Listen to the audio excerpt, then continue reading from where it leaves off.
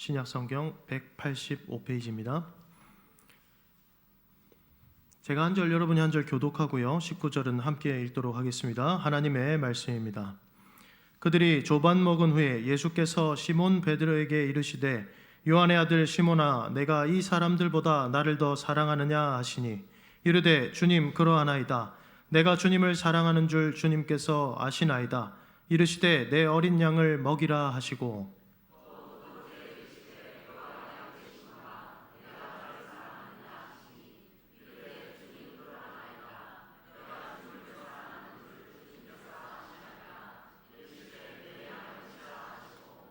세 번째 이르시되 요한의 아들 시몬아, 내가 나를 사랑하느냐 하시니 주께서 세 번째 내가 나를 사랑하느냐 하심으로 베드로가 근심하여 이르되 주님, 모든 것을 아시오매 내가 주님을 사랑하는 줄을 주님께서 아시나이다. 예수께서 이르시되 내 양을 먹이라.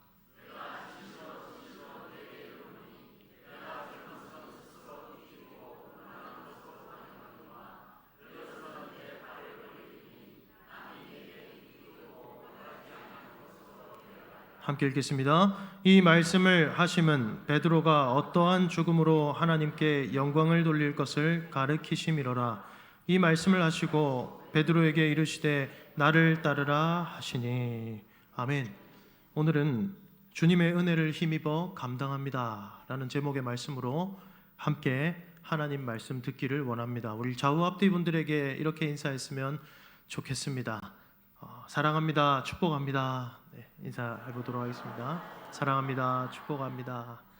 네, 오늘은 부활주일입니다. 제가 예수님을 믿고 회심한 뒤에 그래도 꽤 오랜 시간 부활주일 전날이 되면 잠이 안 왔는데 주님이 부활하신 것에 대한 기쁨과 감격이 있었기 때문입니다. 그러니까 어느 순간부터 잠을 잘 자는 것 같아요.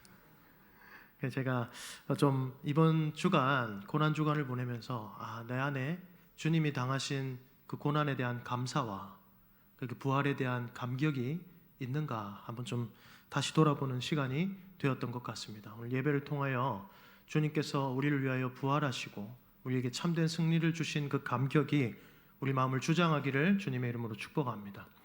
여러분, 강 건너 불구경이라는 이 속담을 들어보셨죠? 강 건너 불구경, 마치 옆에 불이 났는데 남의 일인 것처럼 문제가 있는데 그냥 내 일이 아닌 것처럼 넘겨두는, 그냥 두고 보고만 있는 그런 내용들을, 그런 상황을 볼 때 강 건너 불구경이다 이렇게 얘기합니다. 여러분, 사람은 자기 자신만을 챙길 수밖에 없는 존재죠. 그 가장 근원적인 이유는요, 사람이 연약하기 때문입니다. 연약하기 때문에 자기 자신밖에 안 보이는 거예요. 그래서 우리가 남을 위해서 막 무언가를 하기도 하지만 그 가장 극한의 상황이 되면 자기 자신의 가장 이기적인 선택을 할 수밖에 없는 게 또 인간이기도 한 거죠. 우리가 연약하기 때문에 그렇습니다. 그래서 강 건너 불구경이라는 말이 있는지도 모르겠습니다. 이 세상에서는 강 건너 불구경하는 사람들의 모습을 참 많이 보게 됩니다. 내 일이 아닌 것처럼, 다 알고 보면 내 일이기도 한데 내 일이 아닌 것처럼 그렇게 보게 되죠. 그런데 여러분, 절대로 우리를 강 건너 불구경하지 않으시는 분이 계십니다. 하나님이시죠. 우리를 사랑하시기 때문입니다. 그분은 열길 불 속이라도 뛰어들어서 몸이 다 상하시고 죽으심을 당하시기까지 강을 건너 사지로 우리에게 찾아 들어오십니다. 그리고 우리를 찾아내사 허락하시는 두 가지가 있는데요, 바로 샬롬, 평강을 주시는 것입니다. 이 불길 속에서 평강이 없고 이 죽음 앞에서 무서워서 종노릇하며 사망의 권세 앞에서 두려워 떨 수밖에 없던 우리에게 이제 두려워 떨지 않도록 평강을 주십니다. 그래서 하나님의 영은 두려워하는 영이 아니요 라고 성경에 말씀하고 있습니다. 그리고 두 번째 주시는 게 있는데요, 성령을 주십니다.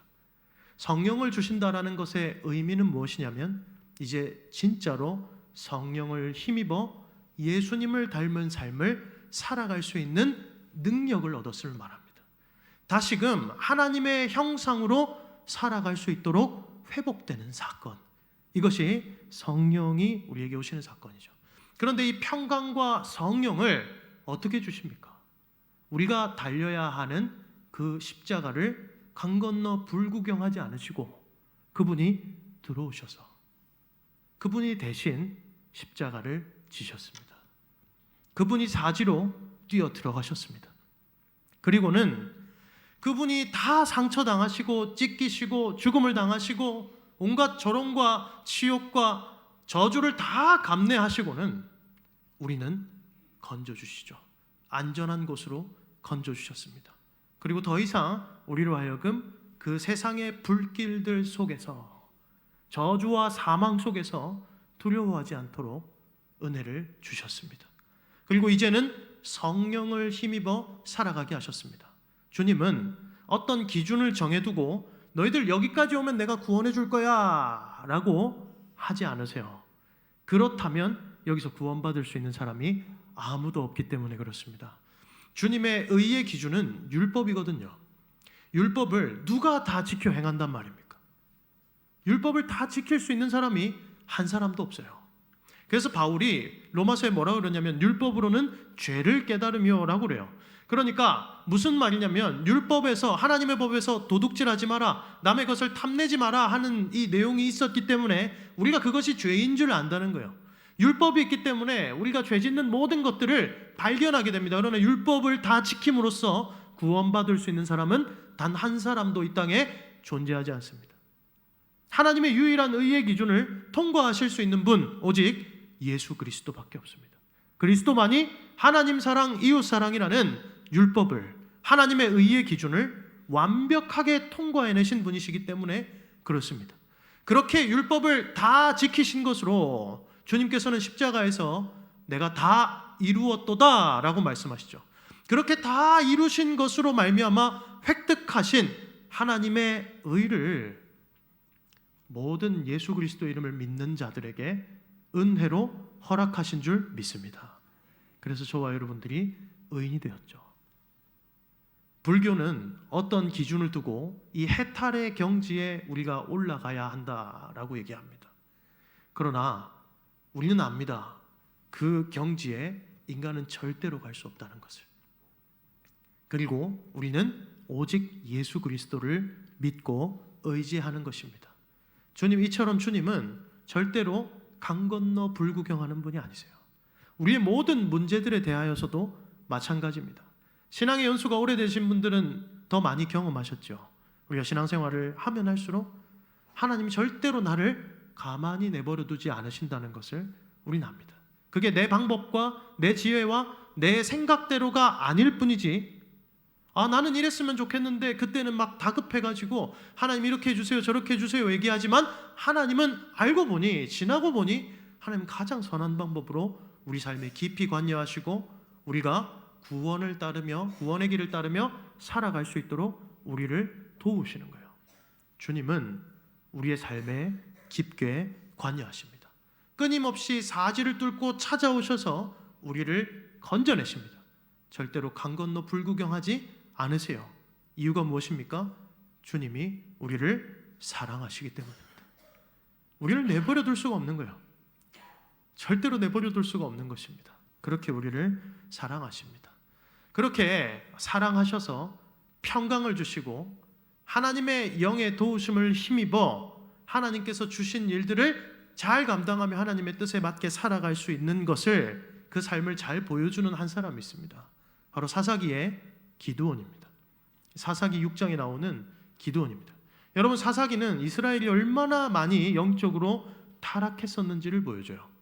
그래서 사사기의 결론이 그들이 왕이 없으므로 자기 소견에 옳은 대로 행하였더라. 여러분, 이스라엘의 왕은 누구십니까?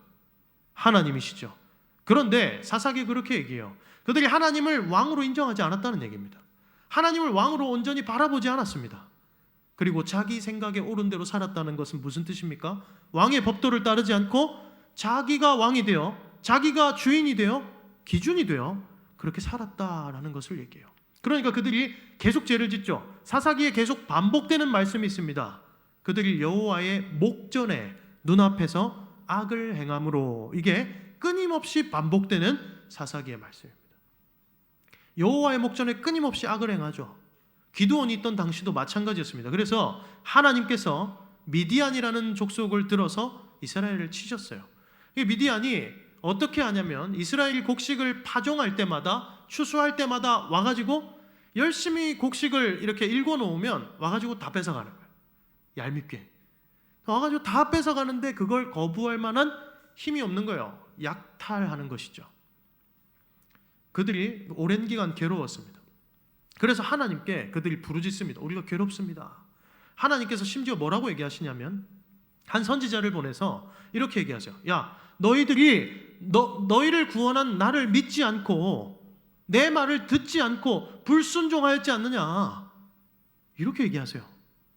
마치 하나님이 그냥 그들의 문제에 대해서 가만히 내버려 두실 것처럼 말입니다. 그들이 그 말을 듣고 우리가 이래서 그랬구나, 우리가 이래서 이러한 상황을 맞이했구나, 우리의 죄 때문에 그런 것들을 깨닫겠죠. 그런데 그 이면에서 하나님은 역사하기 시작하십니다.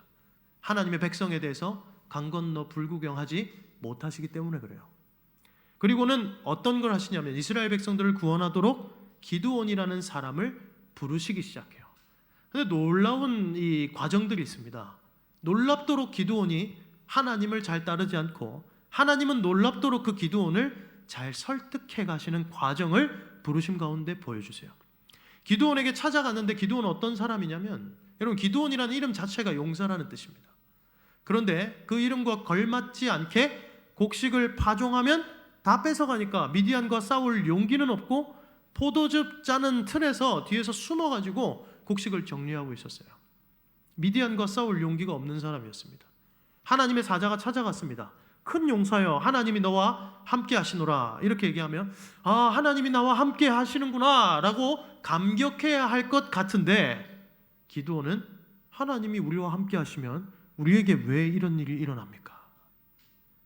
이렇게 따져묻기 시작하죠. 자기들이 지은 죄는 생각하지도 못하고 전혀 자기의 문제는 생각하지도 못하는, 그리고서는 하나님께 따져묻고 있는 게 기드온이었습니다. 하나님이 한 번 더 부르세요. 기드온아, 내가 너로 하여금 미디안의 손에서 이스라엘을 구원하도록 할 것이다. 그러니까 기드온이 이번에는 자기의 연약함을 들어 얘기합니다. 나는 그럴 만한 사람이 못 됩니다. 여러분, 사사 기드온 굉장히 대단한 역할을 했던 사사 중에 한 명입니다. 사사기의 많은 부분이 기드온에게 할애되어 있습니다. 그러나 그가 얼마나 믿음 없는 자였는지 모릅니다. 그런데 하나님의 택하심과 찾아오셔서 그를 이끌어 가시는 은혜는 놀랍습니다. 하나님이 그렇게 거부하는 기드온, 믿음 없는 기드온에게 또 얘기하세요. 기드온아, 너로 하여금 내가 미디안 그 많은 군대를 한 사람 치듯이 한 사람과 싸우는 정도로 쉽게 이기게 할 것이다 라고 또 부르시죠. 그럼 이제 한 3번 정도 얘기했으니까 확 믿어야 될 것 같잖아요. 제가 수요 예배 때도 말씀드렸지만 사람은 그렇게 하나님을 쉽게 믿지 않습니다. 놀랍게도 사람 완악하기 때문에 그렇습니다. 그래서 기드온이 또 묻습니다. 그러면 나한테 하나님이 함께 하신다는 표적을 한번 보여주십시오. 이렇게 하면 하나님이 더러워서 나 딴 놈 쓰고 만다 이러고 갈만도 하잖아요. 하나님은 실패가 없으시기 때문에 그렇게 하지 않으세요. 기드온을 계속 설득하시는데요. 그래, 그러면 국과 이 하나님께 제사 드릴 때 준비하는 제물을 준비해봐. 그리고는 심지어 불이 잘 붙지 않도록 국을 거기다 부어놔봐. 그렇게 했는데 여호와의 사자가 딱 지팡이를 대니까 어떻게 되냐면 불길이 확 올라서 하나님이 그 제사를 받으셨다라는 것을 보여주십니다. 표징을 보여주시죠. 기드온이 진짜로 하나님이라는 것을 깨달아요. 그러니까 그전에는 하나님의 사자가 와서 말하는데 부르심을 주고 있는데도 하나님의 말씀이고 하나님의 사자라는 생각도 하지 않았어요. 기드온이 얼마나 하나님을 믿지 않고 있었는가를 자세히 보여주는 대목이었습니다. 그런데 재물을 딱 받으시는 걸 보면서 기드온이 이 생각을 하는 거예요. 인간적으로 망했다. 큰일 났다. 하나님을 내가 만났네. 여러분, 구약의 이스라엘 백성들은 하나님을 만나면 죽는다라는 인식이 있습니다. 나 큰일 났구나. 이렇게 생각해서 기드온이 두려워합니다. 그때 하나님의 사자가 뭐라고 하냐면 기드온아 두려워하지 말라. 내가 너와 함께 할 거야. 그때 그 자리를 기드온이 뭐라고 얘기하냐면 여호와 샬롬이라고 이름을 짓습니다. 샬롬이 무엇입니까? 평강입니다. 하나님이 강 건너 불구경하지 않습니다. 두려워 떨고 불길 속에서 평강을 잃어버리고 죄되게 행할 수밖에 없던 이 백성들에게 강 건너 불구경하는 것이 아니라 강을 건너오셔서 직접 건너오셔서 불을 다 짊어지시고 담당하시고서는 찾아오셔서 그를 변화시켜 나가시는 과정을 보여주세요. 그리고 기드온에게 허락하시는 게 있는데 샬롬, 평강인 것입니다. 샬롬을 주세요. 여러분 그리고는 샬롬 주셨다고 하잖아요. 그렇게 샬롬을 우리에게 허락하시는 것입니다. 그리고 나서도 기드온은 연약한 모습을 보여줘요. 기드온아 너희 동네 제일 중간에 있는 바알의 신상을 깨뜨려 버려라, 부숴버려라. 이스라엘이 얼마나 타락했는지 아시겠죠? 마을 중간에 바알 신상이 있습니다. 그런데 그거를 하나님의 명을 그렇게 받고 표적까지 보았습니다. 그러면 가서 깨뜨릴만 하잖아요. 근데 성경이 이렇게 말씀하고 있습니다.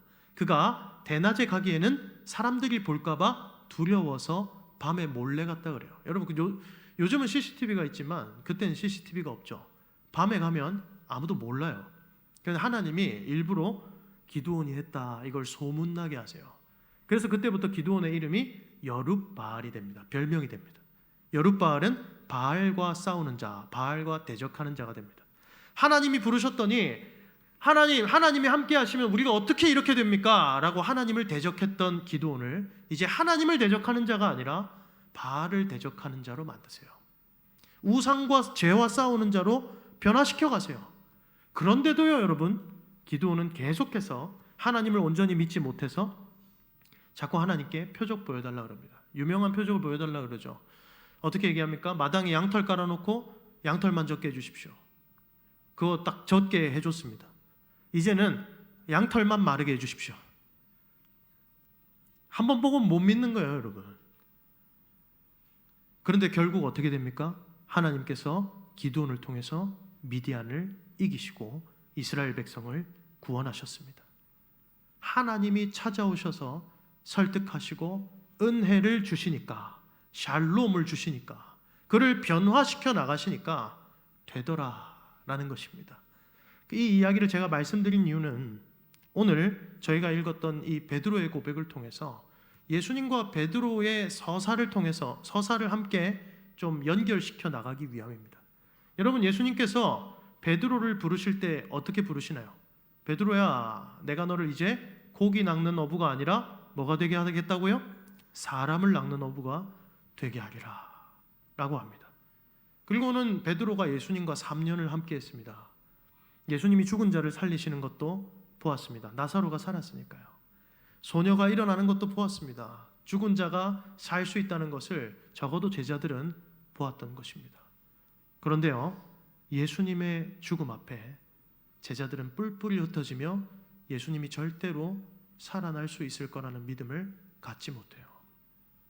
예수님이 부활하실 것을 계속 말씀하셨습니다.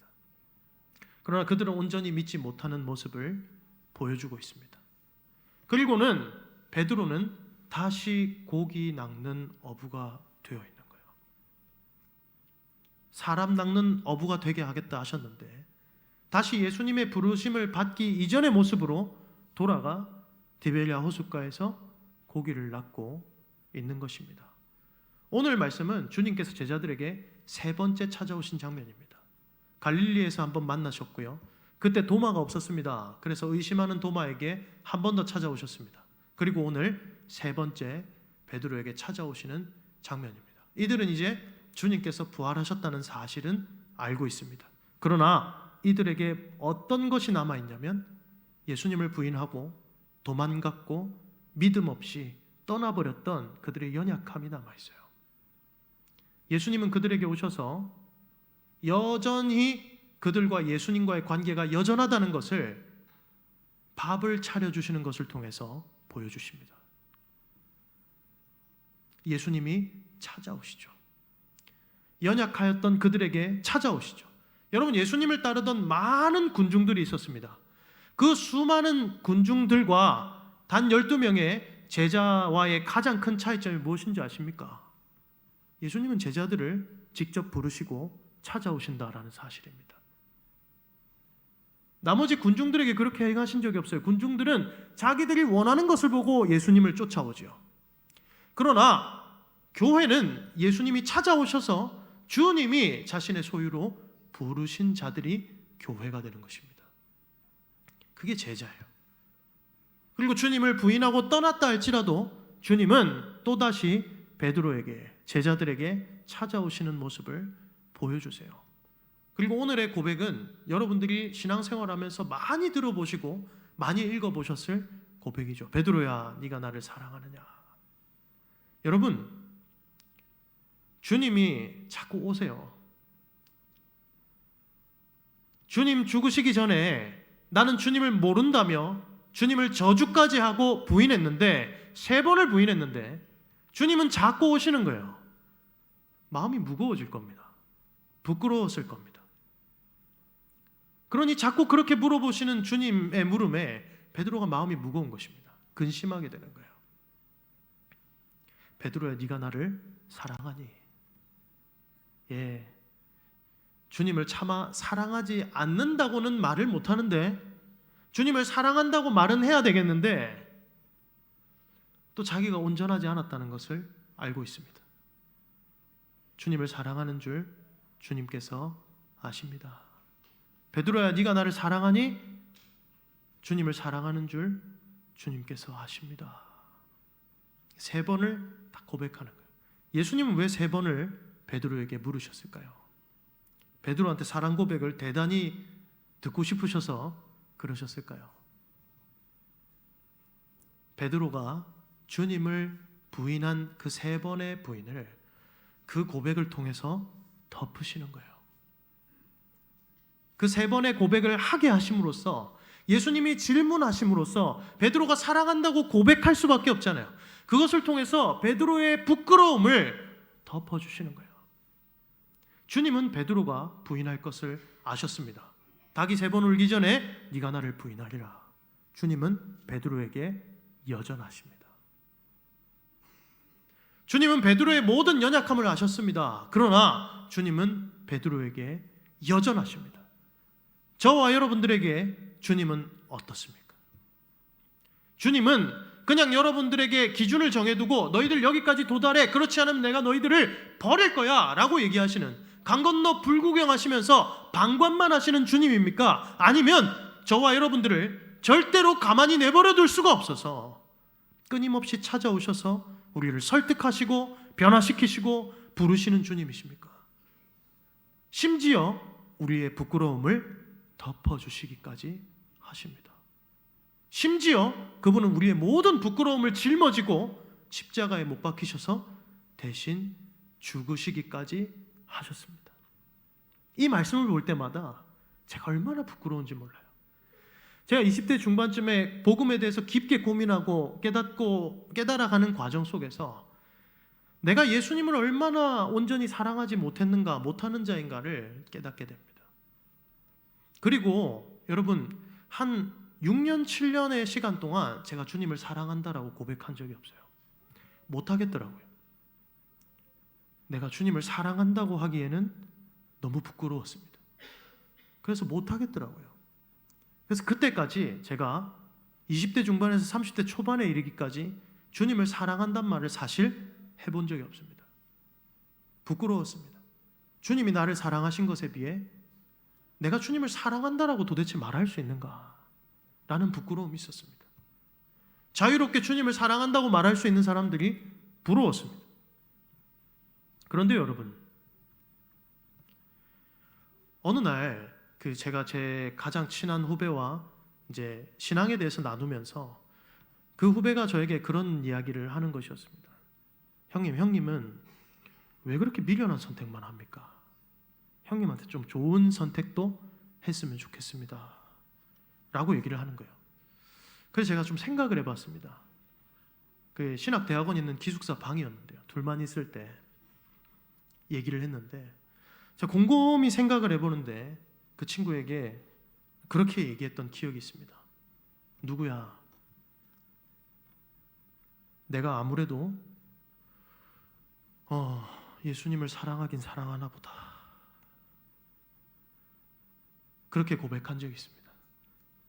그때부터 다시 주님은 저에게 주님을 사랑한다는 고백을 허락하시더군요. 주시더군요. 주님을 온전히 잘 사랑하지 못했던 것만 같았습니다. 그런데 어느새 주님을 사랑해서 할 수밖에 없는 선택들을 하면서 살아가게 하세요. 부족하지만 말입니다. 주 안에서 사랑하는 성도 여러분, 주님 사랑하십니까? 다시 한번 묻겠습니다. 예수님 사랑하십니까? 우리가 예수님 사랑한다고 고백할 수 있는 것, 주님이 우리에게 끊임없이 찾아오셔서 주님이 우리를 얼마나 사랑하시는지를 증명하시고 보여주셨기 때문 아닙니까? 우리를 주님의 사랑으로 설득하셨기 때문 아닙니까? 그리고는 주님은 말씀하세요. 내 양을 먹이라. 내 양을 먹이라.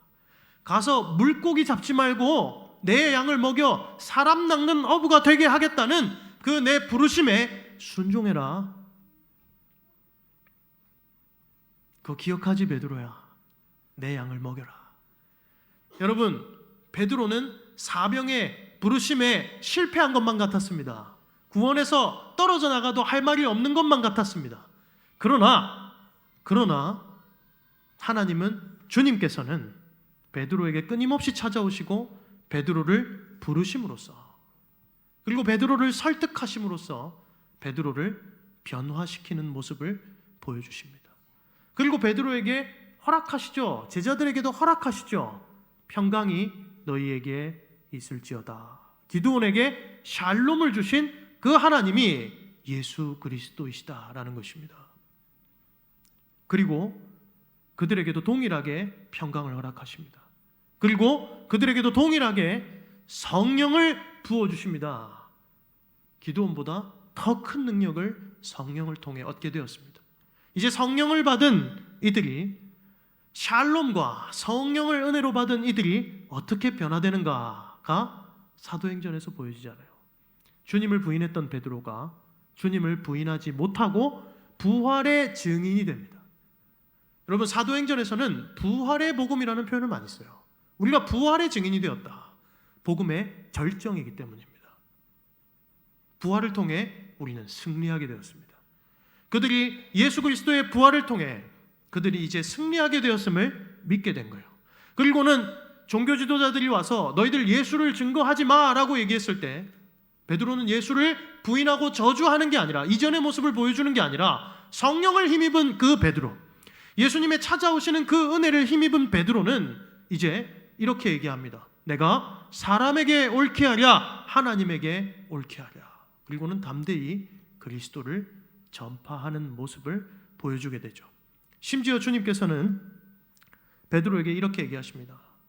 너에게 사람들이 네가 원하지 않는 띠를 띄우고 너를 끌고 갈 것이다. 베드로의 죽음을 가리켜 얘기하셨다. 그래요. 교회 전승에 보면 베드로가 어떻게 죽었다라고 전해져 오고 있냐면, 십자가에 못 박히는데 베드로가 예수님과 내가 감히 똑같이 십자가에 못 박힐 수 없어서 십자가에 거꾸로 달려서 죽었다라고 되어 있습니다. 여러분, 베드로는 자기 의가 강한 사람이었습니다. 자아가 강한 사람이었습니다. 예수님을 따를 때도 그러한 모습을 많이 보여줬던 사람이죠. 의욕만 넘치던 사람이었습니다. 그리고 자기 의와 자기의 열정과 자기의 모든 그것들은, 마음들은, 의지들은 예수님의 십자가와 함께 다 무너져 내리는 모습을 보여줘요. 나는 안 되는구나, 실패했구나. 그런데 주님이 찾아오셔서 베드로를 다시 세우세요. 기드온을 위대한 사사로 세우셨듯이 찾아오셔서 끊임없이 의심하고 연약하던 기드온을 설득하시고 바꿔나가시듯이 베드로를 바꿔나가시는 것입니다. 여러분, 그러한 베드로가 변화되었나요? 되지 않았나요? 된 거예요, 여러분. 여러분, 마찬가지입니다. 우리에게도 예수 그리스도의 십자가를 통하여 하나님과 우리 사이에 샬롬이 생겼습니다. 평강이 주어졌습니다. 그리고 우리와 우리 사이에 서로 간에 막힌담이 헐어져서 우리 사이에서도 우리는 형제자매라 부르며 샬롬을 얻게 되었습니다. 주님 안에서 교제하고 있잖아요. 그리고는 더 나아가 우리에게 내 양을 먹이라며 주님께서는 여러 섬김의 직분들을 허락하셨습니다. 그 직분들을 감당함에 있어서 그 직분이 참 무겁고 부담이 되죠. 그렇지 않습니까, 여러분? 나는 할만해 이런 생각이 드시던가요? 우리 장로님들 어떠십니까? 권사님들 어떠십니까? 우리가 이렇게 임직을 받을 때 나는 그냥 할만한 사람이야 이런 생각이 드시던가요? 아니잖아요, 여러분. 하나님 앞에서 그럴 수 있는 사람이 없잖아요. 그런데 여러분, 잘 생각해 보십시오. 이 직분을, 이 귀한 직무를 누가 감당케 하십니까? 누가 내가 직분자가 되기까지 인도하십니까? 주님이 하시는 거예요. 그리고 우리는 세상 가운데서 성도라는 직분을 가지고 살아가게 됩니다. 세상 가운데서 성도라는 직분을 가지고 하나님의 백성으로서 살아갈 때에 거룩하게 구별되어 살아가는 이 삶을 누가 살아갈 수 있도록 힘을 주시는 거예요. 내 힘으로 할 수 있습니까? 아니에요. 주님이 주시는 샬롬과 주님이 허락하여 주시는 성령의 능력을 힘입어서만 우리가 세상 가운데서 거룩하게 살아갈 수 있는 줄 믿으시기 바랍니다. 우리의 힘으로는 안 되는 거예요. 주님은 지금도 저와 여러분들에게 찾아오십니다. 어떻게 찾아오십니까? 바로 말씀으로 찾아오시잖아요. 말씀으로 찾아오세요. 끊임없이 말씀하세요. 내 상황을 어찌 그리 잘 안 하는지 여러분 말씀 들을 때 그런 생각 안 해보세요? 하나님이 날 지켜보고 있구나 이런 생각 안 드십니까, 여러분? 가끔씩 저는 그런 생각 참 많이 하는데 하나님 날 맨날 보고 있는 것 같아요.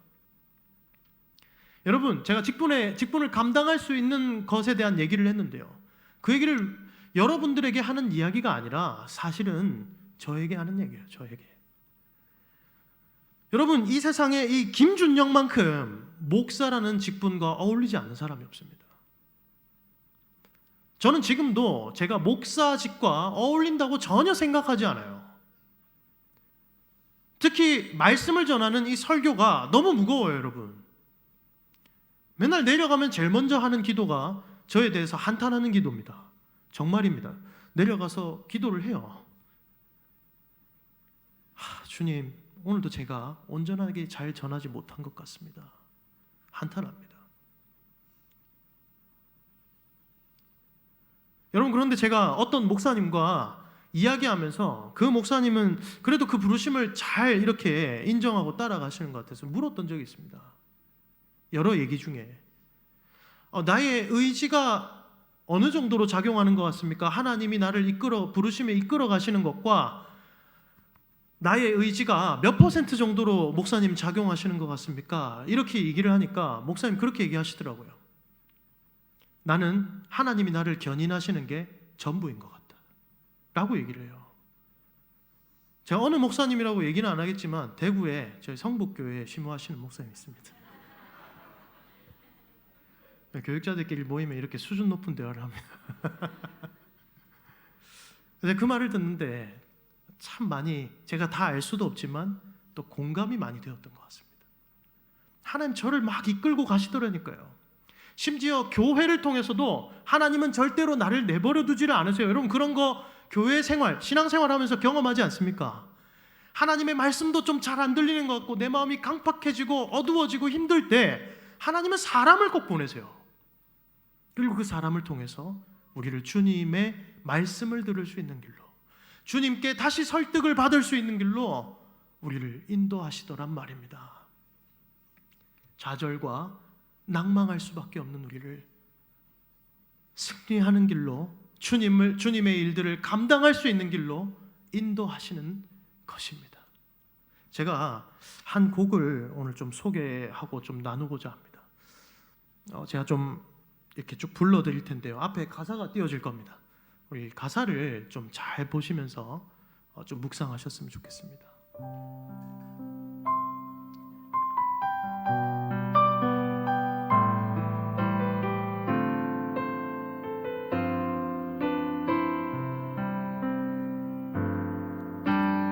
예수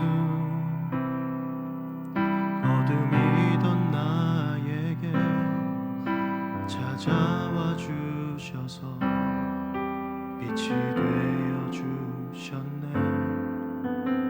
예수 죄되었던 우리를 끝까지 사랑하사 빛이 되게 하셨네.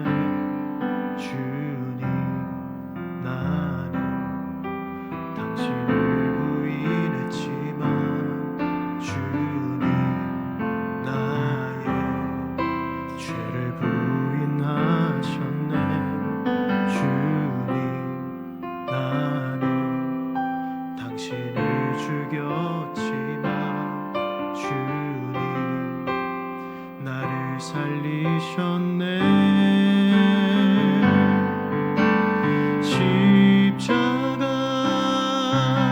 그의 고난 나를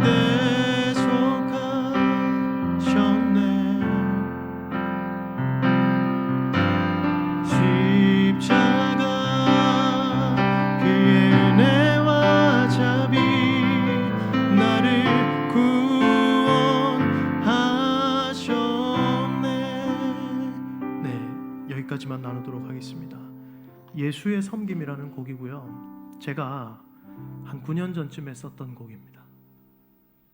저의 인생의 가장 어두운 시기를 지나고 복음을 전하다가 너무 힘든 일들을 겪고 저의 생을 끊고 싶은 욕심이 올라올 때가 많았습니다. 다리로 지나가야 하는 길이 있었는데요. 교회를 가는 길에 그 다리를 차도로 지나다녀야 했습니다. 그 길가로 가면 떨어지고 싶은 마음이 들기 때문에 주님은 저를 내버려 두지 않으셨습니다. 그 시간들을 다 지나고 사도 요한의 여러 고백들을 보며 만든 곡이 이 곡입니다. 어둠이던 나에게 주님이 빛이 되어 주시는 거예요. 어둠일 수밖에 없던 베드로에게 주님이 빛이 되어 주십니다. 어둠일 수밖에 없던 저와 여러분들에게 주님이 빛이 되어 주십니다. 주님이 빛만 되어 주신 게 아니라 우리로 하여금 빛이 되게 하신 줄 믿으시기 바랍니다. 우리는 주님을 부인했는데 주님은 우리의 죄를 부인하셨습니다. 우리는 주님을 십자가에 못 박았는데 주님은 우리를 살리셨습니다. 십자가 그의 고난이 나를 구원하신 것입니다. 믿으십니까? 여러분, 우리는 이 부활의 복음을 힘입었습니다. 그리고 이 부활의 복음을 소유한 자들에게 주님은 변함없이 찾아오세요. 그리고 감당케 하세요. 그러니 여러분, 할 수 있습니다. 나의 능력으로가 아니라 주님이 우리와 함께 하시기 때문에 할 수 있는 줄 믿으시기 바랍니다. 그러니 주님이 나에게 찾아오시는 시간인 말씀 듣는 시간에 참여하십시오. 오십시오. 주님은 말씀을 통하여 또 성찬을 통하여 그리고 교회의 교제, 성도의 교제를 통하여 우리 가운데 역사하세요. 그리고 우리를 강 건너 불구경하고 있지 않다는 것을 보여주시며 또 한 번 우리를 자라게 하시고 변화시켜 나가는 것입니다. 우리는 전도하는 이 기간 가운데 있습니다. 전도 어떻게 할 것입니까? 어떻게 우리가 사람의 영혼을 구원할 것입니까? 우리의 힘으로 안 되잖아요. 나를 구원하는 것도 내 힘으로 안 되는데요. 그러니 주님이 나에게 찾아와 주셔서 나에게 힘 주시고 능력 주시는 것을 날마다 경험하며 사셔야 하는 것입니다. 주 안에서 사랑하는 성도 여러분, 우리가 이러한 은혜를 힘입어 우리에게 주신 모든 일들을 감당하기를 주님의 이름으로 축복합니다. 함께 찬송하겠습니다. 찬송가 452장입니다.